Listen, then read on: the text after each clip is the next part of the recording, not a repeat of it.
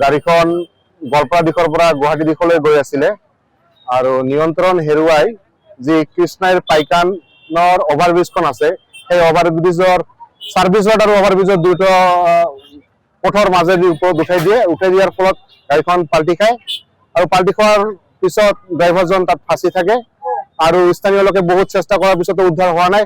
SDRF NDRFৰ লোকো আহিছে, আমি দেখা পাইছো, কিন্তু তাত কোনো সফল হোৱা নাই। পিছত JCB লগাই তাক উদ্ধাৰ কৰা হৈছে।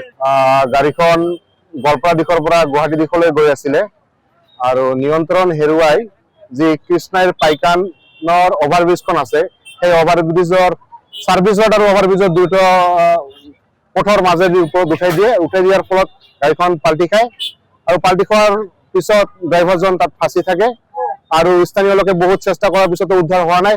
SDRF NDRFৰ লোকো আহিছে, আমি দেখা পাইছো, কিন্তু তাত কোনো সফল হোৱা নাই। পিছত JCB লগাই তাক উদ্ধাৰ কৰা হৈছে।